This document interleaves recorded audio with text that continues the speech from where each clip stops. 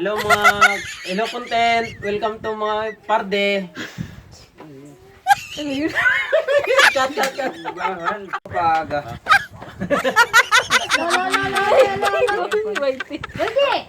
Mga parde, welcome to my video. Magandang hapon po sa inyo lahat ng mga FB followers ko.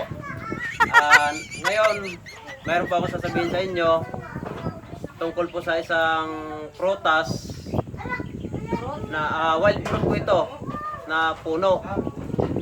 Ngayon, sa mga taga-probinsya na nakalimutan tong prutas na to, kung hindi nyo ma-relate ito, i-comment nyo lang po sa baba para sagot ko yung comment nyo kung anong prutas talaga ito. Oh. Ito mga parde, masarap. Kasi ang prutas na to, tandang-tanda ko pa. Sa 80s, 90s na panahon, ito kinakain namin. Masarap to. Hanggang ngayon kinakain ko pa rin. Kasi masarap siyang prutas. Tsaka mga parde, nakakaano daw to. Nakakagamot daw to. May daw to siya sa may mga sakit. Ang prutas na to. Lalong-lalo sa sinasabi nilang diabetes. Ito nakakaano daw itong prutas na to. Ngayon kung hindi nyo alam nakalimutan nyo, hindi nyo kilala itong prutas na to, mag-comment lang po kayo sa baba para masagot ko yung comment nyo. Tapos ipakita ko sa inyo ang puno. Pakita ko sa inyo ang puno mamaya. Tikman ko muna to. Masarap ito. Nabitin pa. Nagdalang kulit. Masarap eh.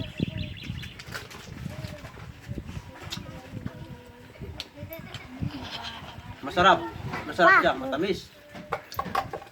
Ngayon, papakita ko sa inyo yung puno para madagdagan yung ala-ala nyo sa prutas na ito.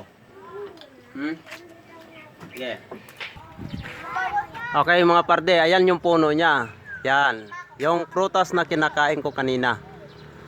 Yan. Yan, kung kilala nyo yan, sabihin nyo po kung tama yung yung sagot nyo. At para masagot ko rin yung mga comment nyo kung halimbawa nakalimutan nyo ang prutas na ito. Yeah. Yan. Ayan siya. Guys, kung nakaka-relate kayo, ito kakainin ko na. Kasi nakakababa din to ng blood pressure eh. Kaya everyday akong kumakain ito. Kaya sarap. Kain tayo guys. Tingnan nyo kung anong prutas yan. Para maano nyo kung ano yan. Tapos comment na lang po kayo para maano ko kung tama yung sagot nyo. Pag hindi, sasabihin ko sa inyo yung tawag nitong prutas na to. Sarap.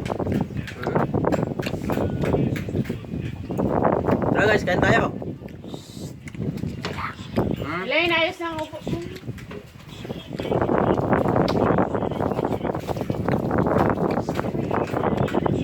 Salamat guys. Thank you for watching. Magandang hapon po sa inyong lahat. Follow nyo na lang po ako sa Facebook ko. Tapos pakishare na lang po kung magustuhan nyo yung video ko.